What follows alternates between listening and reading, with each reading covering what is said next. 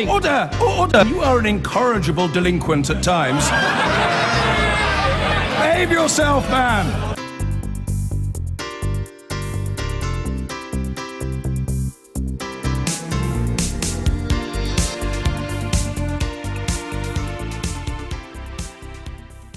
One, please, Mr. Speaker. Mr. Speaker, this morning I had meetings with ministerial colleagues and others. In addition to my duties in this House, I shall have further such meetings later today. Peter Grant. Thank you, Mr. Speaker. Parents Come First is a report recently produced by a number of organisations, including Fife Gingerbread and Citizens Advice and Rights Fife. It found that a third of families who should have been claiming child maintenance support did not apply, that a major barrier to application was a £20 application fee, and that the 4% collection fee had a serious impact on family budgets. Will the Prime Minister undertake to review these unfair charges? The issues of trying to ensure that those who are responsible for children actually pay for their children when a family has broken up has been one that has been a long-standing question which this House has addressed. There have been various ways of dealing with it through the agency that has been responsible. I think it is right that the changes that have been introduced are on a more level basis and that more people are able to access the support that they need as a result. Daniel Kaczynski. The government is rightly focused on economic growth, jobs and prosperity, something that all of us on these benches can get behind. With that in mind, will she back our highly competitive bid for funding for the North West Relief Road in Shrewsbury, which will not only deal with the congestion our town is facing, but dovetail into that narrative? Well, can I thank my honourable friend for raising this? And I know that North West Relief Road in Shrewsbury has been an issue that is of particular concern to him. It's a priority for him, and it's received considerable local backing. I understand that the local marches, LEP has indeed put in a bid for feasibility funding so that they can prepare a business case for the scheme. What I can say at the moment is that the announcement of the successful bids for feasibility funding is expected very shortly indeed. Jeremy Corbyn. Thank you, Mr. Speaker.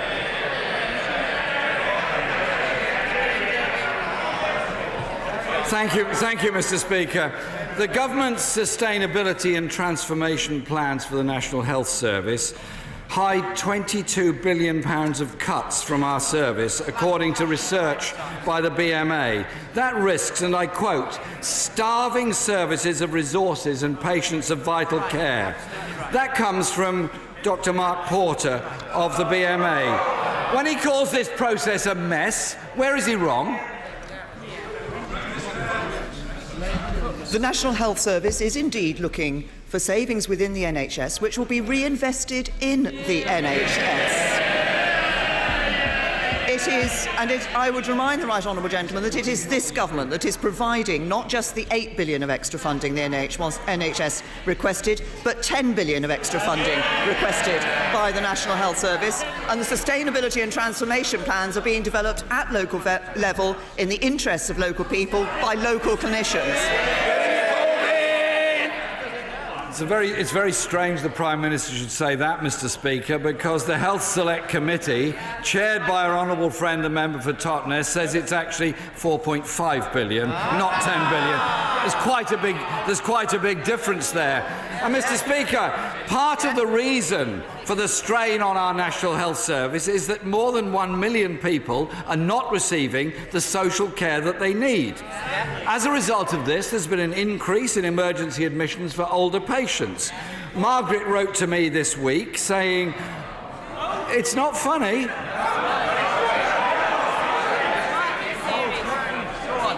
She described how her 89-year-old mother suffered 2 falls leading to hospital admissions due to the lack of nursing care, and went on to say, "My mother is worth more than this."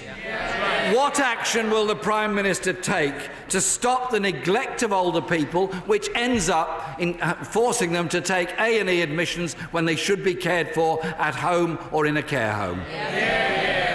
Well, of course, social care is an area of concern, and social care is a key issue for many people. That's why the government has introduced the Better Care Fund. That's why the government has introduced the social care precept for local authorities.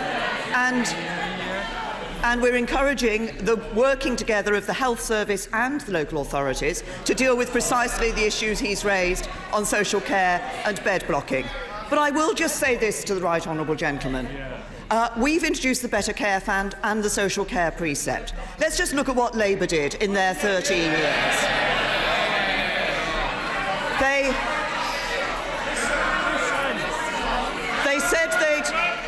They said they'd deal with social care in the 97 manifesto, introduced a Royal Commission in 1999, a Green Paper in 2005, the Oneness Review in 2006, said they'd sorted in the CSR of 2007, and another Green Paper in 2009. 13 years and they did nothing.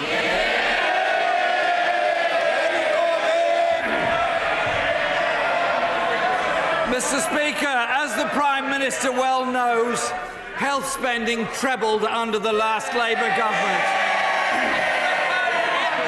And the levels of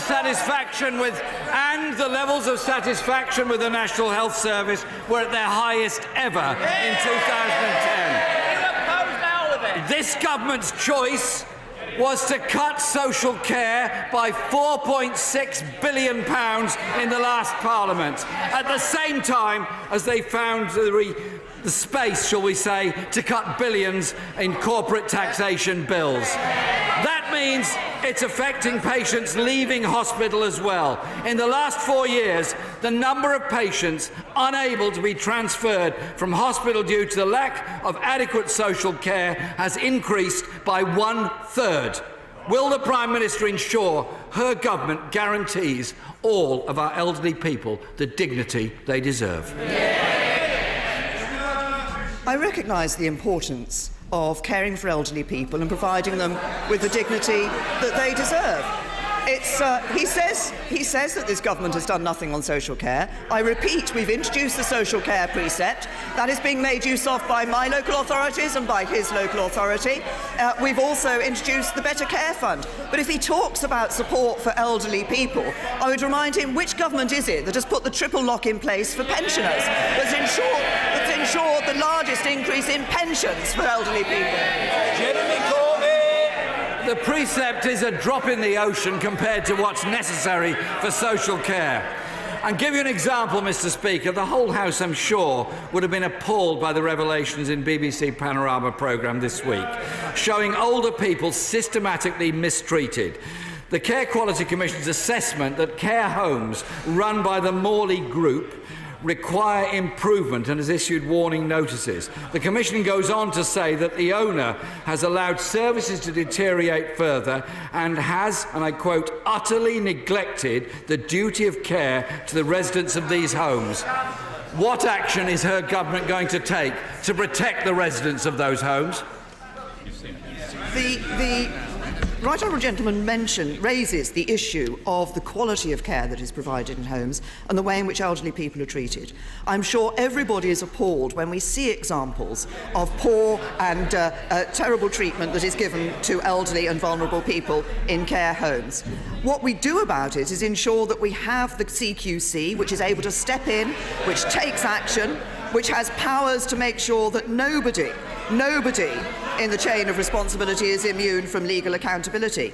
But we know that there's more that can be done, and that's why the CQC is looking into ways in which it can improve its processes, increase its efficiency.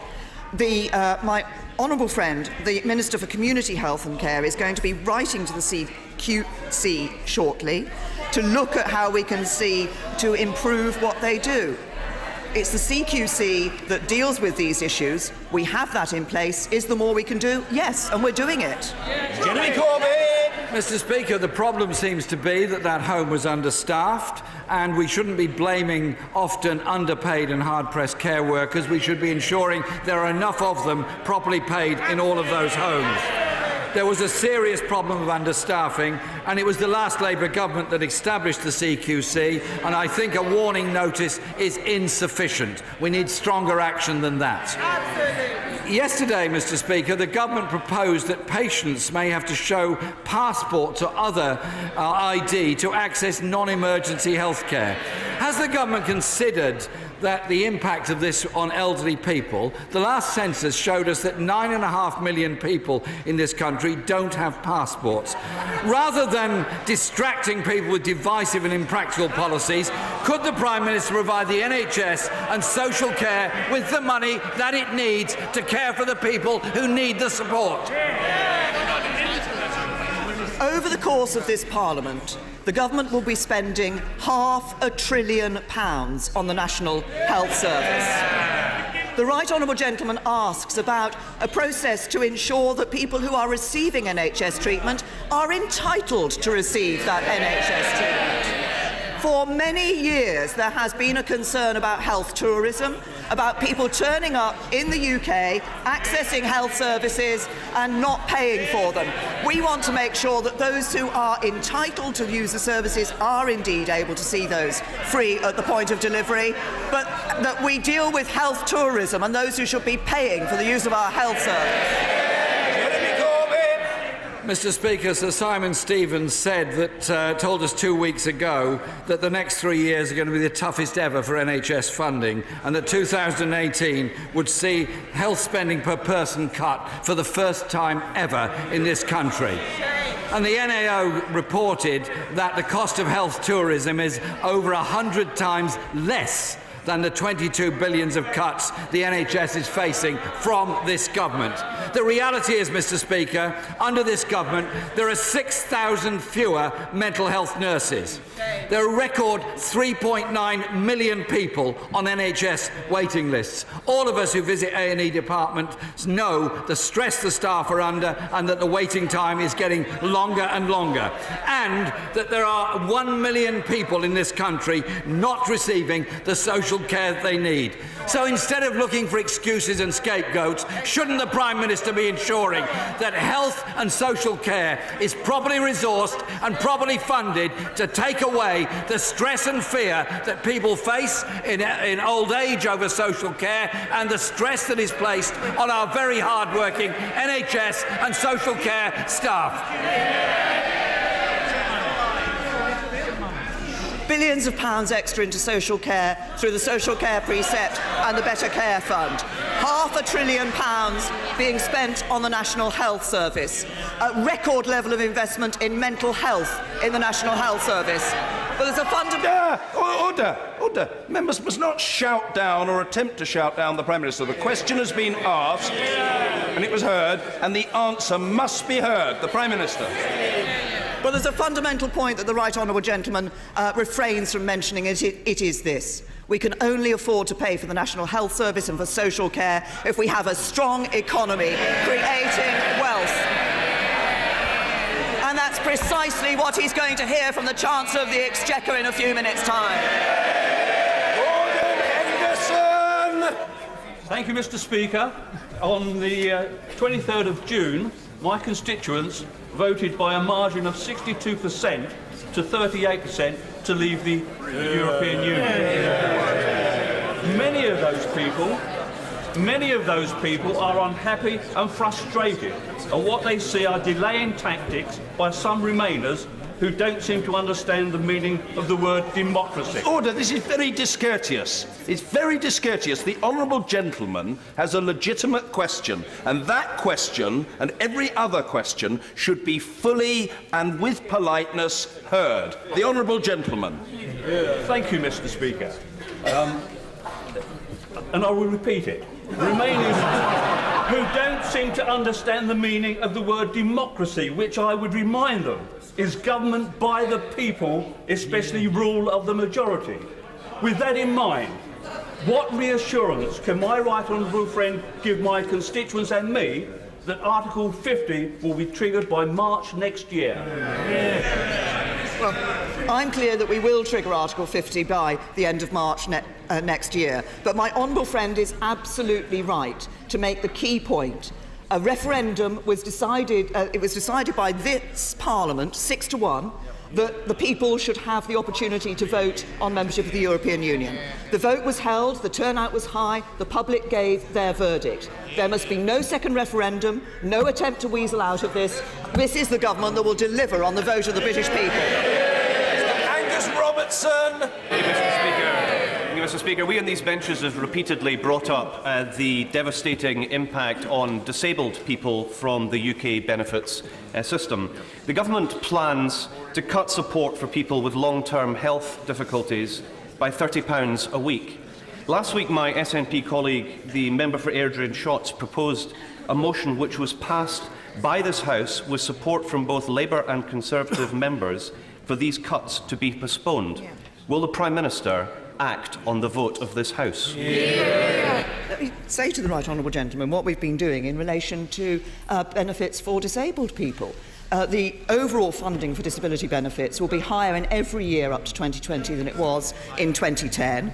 We have been focusing support on those who most need it, those who are not able to get into the workplace. For those who are able at some stage to get into the workplace, we've been providing a wider package of support, and I'm pleased to say that over the last 3 years, nearly 600,000 more disabled people are now in the workplace with the dignity of having a job, which is what many people with disabilities want to have. So we're focusing help on those who most need it and helping those with disabilities who want to get into the workplace to do just that. Mr. Angus Robertson. Mr. Speaker, it's widely trailed that the Prime Minister will make changes impacting on benefit recipients in work. Will the Prime Minister confirm that she has no intention of helping people with disabilities and medical conditions? Why should people who are unable to earn a living be punished for their disability or illness by losing £30 a week? Does she have any intention of changing that? I have just set out for the right honourable gentleman the ways in which we are providing support and help for those people who have disabilities. As I said, the overall funding for spending on disability benefits will be higher in every year to 2020 than it was in 2010. But it is also important to recognise that when we give support for people with disabilities, it isn't simply about the benefit system and how much money they're given. For those in the workers, those who are able to get into work, and on that part of the ESA, we provide packages which are outside of the benefits as well, because we recognise that people want the dignity of getting into the workplace. That's what we are helping people with disabilities who can work to do. Mr. Simon Burns.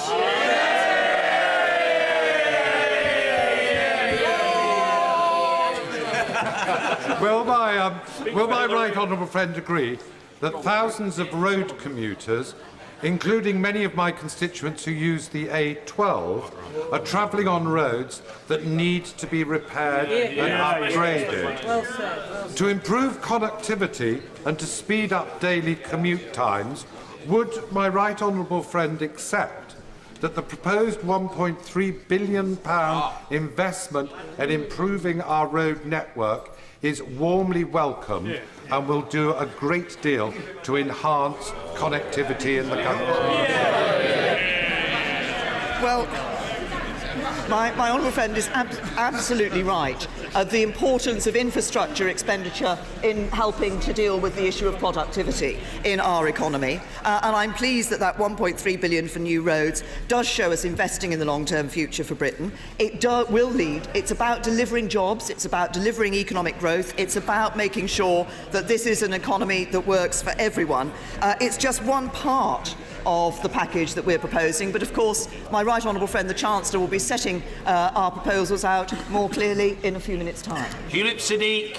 Thank you, Mr. Speaker. My constituent Nazanin Ratcliffe is in prison in Iran. Nazanin, a British national, has been separated from her husband and her 2-year-old daughter for 8 months now. She has been on hunger strike and is now suicidal. The Prime Minister needs to reunite this mother, this daughter, this wife with her family. Mr. Speaker, will it take Nazanin's death for the government to start taking her seriously?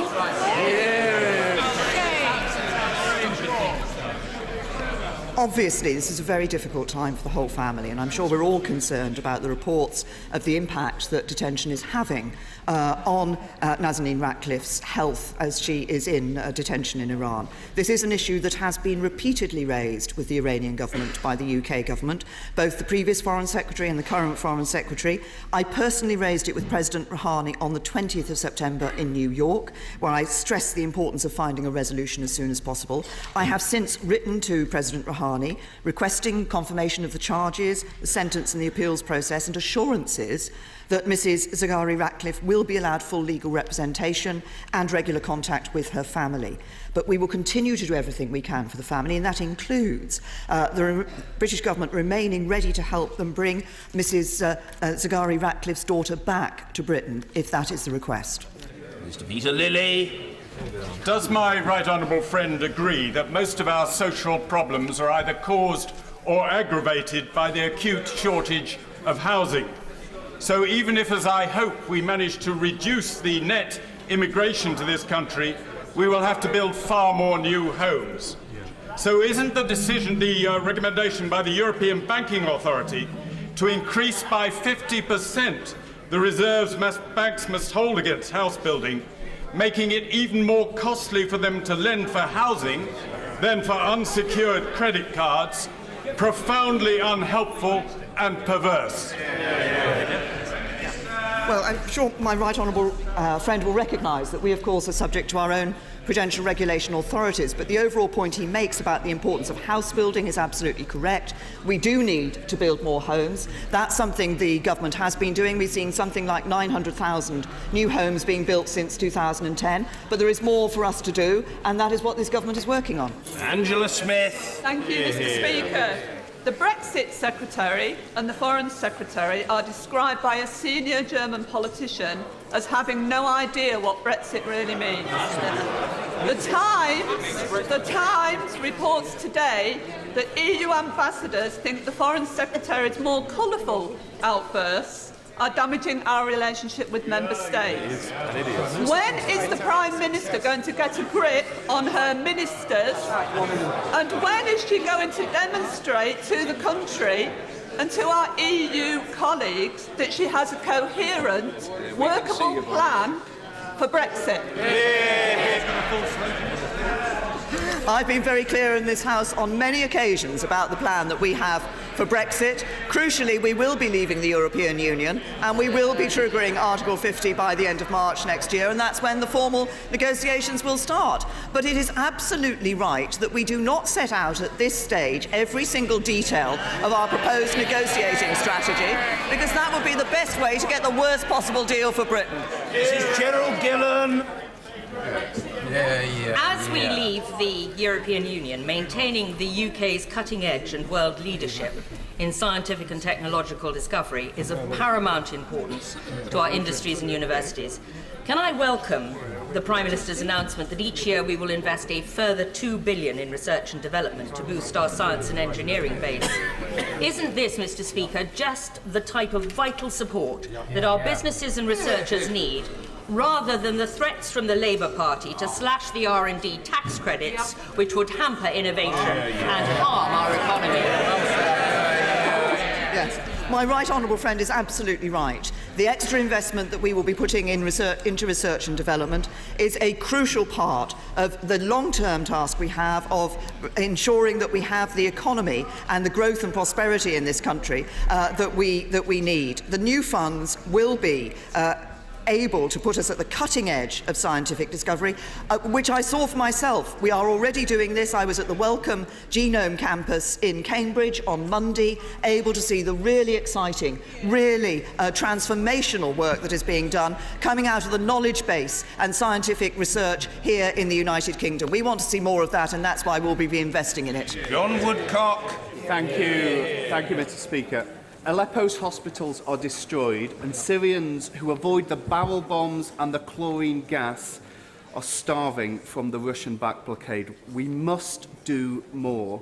So will she revisit the prospect for aid drops? And will she look at backing the campaign to stop this daily perpetrator of war crimes, of stripping them of its right to hold the 2018 World Cup? Well, the honourable gentleman is right to raise the issue of the appalling atrocities that are taking place in Aleppo. And it is right that we, along with our international allies, should be doing all that we can to try to bring this to a stop. He will recognise that the issue of who hosts sporting events is not in the government's remit. What is in the government's remit and what we are doing, as I say, is working with our international allies to put more pressure on Russia to stop the appalling atrocities, the appalling attacks that are taking place in Aleppo. What we want to see is an agreement for a political transition to a Syria without President Assad. On Whittingdale. Does my right honourable friend agree that if the UK is to remain competitive and our citizens are to enjoy the benefits of a digital revolution, it is essential that we should be at the forefront of deployment of both ultra-fast broadband and 5G mobile connectivity? Can I therefore welcome the announcement, which we are led to believe may be made shortly, of a £1 billion investment to achieve this? Well, my right honourable friend will, of course, be waiting in anticipation for my right honourable friend, the Chancellor's autumn statement. But he is absolutely right that as we look at improving productivity in this country, as we look to the economy of the future, the provision of that super-fast broadband, the provision of those new technological opportunities for people is absolutely a crucial part of that, and that is something that this government recognises and will act on. Holly Lynch. Thank you, Mr. Speaker. One day last week, 4 police officers in my constituency were assaulted over a single 24-hour period. There were over 23,000 assaults on police officers last year, and an assault on a police officer is an assault on society. What will the Prime Minister do to ensure that the toughest deterrents are in place to protect frontline officers? And when will she reduce the need for unsafe single crewing by restoring the numbers of police on our streets? Well, can I send our best wishes to those police officers who were assaulted in her constituency last week? It is important that we recognise that when police officers go out on duty, and indeed for many off duty, they sometimes find themselves intervening in situations where they do find themselves on the receiving end of assaults and violence against them. They are willing to go forward in the line of duty where others are not, and we recognise that. What we have done in relation to this is one of the things we want to do is to actually identify rather better the number of assaults that's taking place. That's why last year we issued some provisional figures. We're improving those figures now this year. Sentencing guidelines already allow for an assault on a police officer to be taken as an aggravating factor into account, but also new developments like the body-worn videos actually help to provide the evidence that ensure that people can be brought to justice and that actually deter assaults in the first place. Andrew Murison. Thank you, Mr. Speaker. I know the Prime Minister shares my concern at the level of acute hospital bed blocking. Does she agree with me that part of the solution is to promote community hospital beds where they still exist in places like Warminster and Shaftesbury as part of the sustainability and transformation planning process? Well, as regards the STP process, of course, that will take place at local level. It will be at local level that these proposals will be considered and put forward by local clinicians. But the concept of being able to deal with the bed blocking in a variety of ways is absolutely right. There are good examples around the country where having those step-down beds available is actually resolving the problem of bed blocking. There are other ways in which it's being done, other parts of the country where social workers are being employed by hospital trusts, for example, but it's very good to recognise the good practice when it is being done, and we should see more of that across the country. Tom Elliott. Thank you, Mr. Speaker. Earlier this month, IRA man turned lawyer Kieran Conway confessed to the BBC that he took part in robberies, bombings and gun attacks that murdered British soldiers. He stated he will never disclose information on any fellow IRA man, despite knowing details of IRA actions that he himself defines as constituting war crimes. Can the Prime Minister assure me that Her Majesty's Government will apply for the extradition of this terrorist for questioning from the Republic of Ireland? The question as to whether or not an individual would be extradited or a request would be put in for extradited would be for the appropriate prosecution, investigation and prosecution authorities to take. What I do say to the honourable gentleman is that we do, of course, recognise the concerns for those cases where it is still possible to bring people for justice, and obviously want to see that being done. John Stevenson. Mr. Speaker, during the last 6 years, we've had 3 major referendums, all with varying degrees of excitement. Would the Prime Minister agree with me that you can have too much excitement, and will she therefore rule out any further referendums in this Parliament? Well, my honourable friend is trying to tempt me down a route. One thing I will certainly rule out is a second referendum on whether or not we leave the European Union.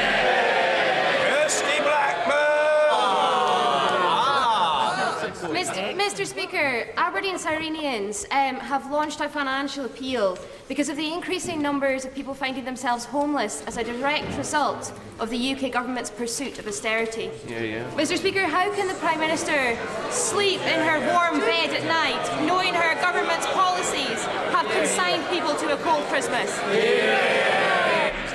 The government is taking action in a variety of ways to address the issue of homelessness. Of course, one of the key things we need to do is ensure that we do see more homes being built in this country. But I just say this to the honourable lady. She talks about austerity in the sort of tone that she refers to it. Actually, austerity is about us living within our means. And we should always remember when we're talking about government providing support for individuals that taxpayers have to pay for that support, and many taxpayers are themselves struggling to get by. Kevin Foster. Thank you, Mr. Speaker. The Prime Minister will be aware that yesterday the Peninsula Rail Task Force launched its report, which was commissioned following the storms which severed Devon and Cornwall's vital rail link, just as our vital rail link was severed again, this time by flooding. Does she welcome the report, and will she commit the government to ensuring the vision it outlines is delivered? I thank my honourable friend for his question. Can I suggest that he exercises a little more patience and listens very carefully to what my right honourable friend the Chancellor has to say? Mr. Speaker, in these uncertain times, we would all surely agree that Britain needs strong defence. So how can the Prime Minister justify her government's decision to scrap all the Navy's heavyweight surface-to-surface guided missiles without any replacement?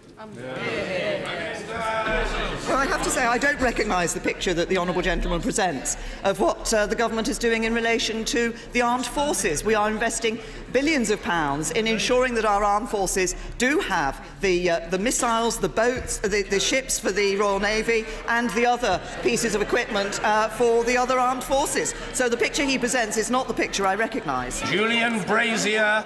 Thank you, Mr. Speaker.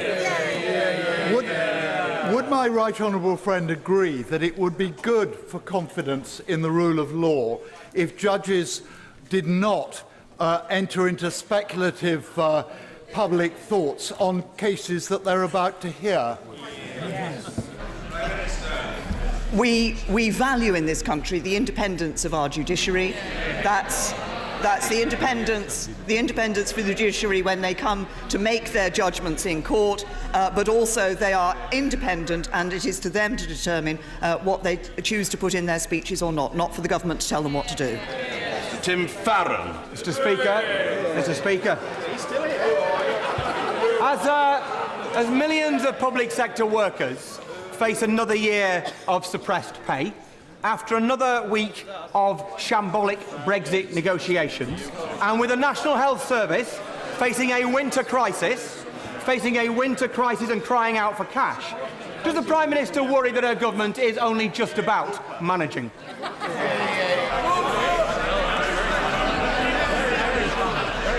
Well, I have to say to the right honourable gentleman that we're very clear about the amounts of money that we're putting into the National Health Service. He talks about the negotiations. Actually, the negotiations for us leaving the European Union don't formally start until we trigger Article 50.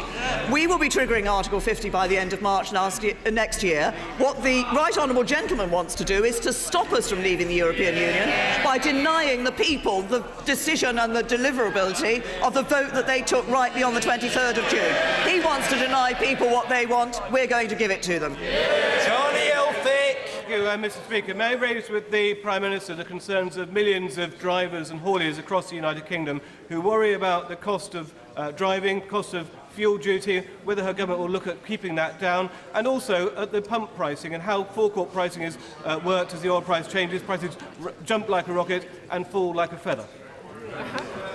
Well, I recognise, as my honourable friend says, that many people look with very great concern about the cost of motoring in this country. I suggest, as I have done to some of my other honourable friends, that he is a little more patient and waits for the Chancellor's autumn statement. Thank you, Mr. Speaker. The Prime Minister has talked about her worries with social care, but surely we have to judge her by her actions. In the last 6 years, there's been a 37% on average cut in local authority funding, 57% in my area, and nearly a quarter of all of those older people in need of social care have been denied any help at all. What is she going to do about it? As the Right Honourable Lady might have noticed that I have been asked several questions about social care, and I will give the answer. I will give the answer that I have given previously. What this government is doing about social care is putting more money in through the Better Care Fund, giving local authorities the opportunity through the social care precept, and making sure that health and social care come together to ensure that we deal with the issue of bed blocking. To Drax. Thank you, Mr. Speaker. Mr. Speaker, how many of us would charge into a darkened store at night knowing that inside were 3 mask-wearing, crowbar-wielding thugs trying to rob a store? Well, my 2 constituents, Nigel Dunmore and Grant McGarry, did just that.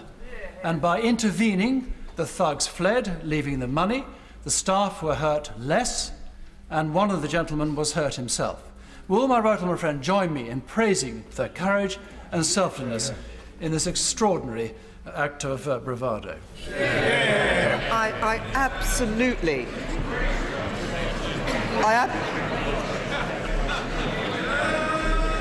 I absolutely agree with my honourable friend, and I commend the bravery and courage that was shown by those 2 individuals. I think he said Nigel and Gart, who stepped into that situation to ensure that it was not as bad as it might have been.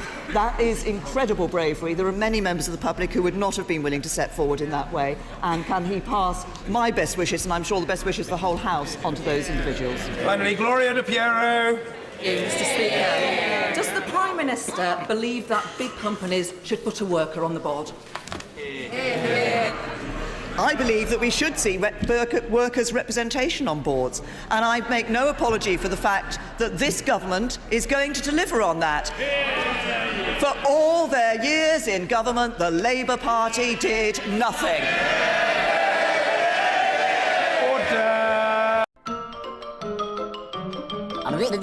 That's all, folks.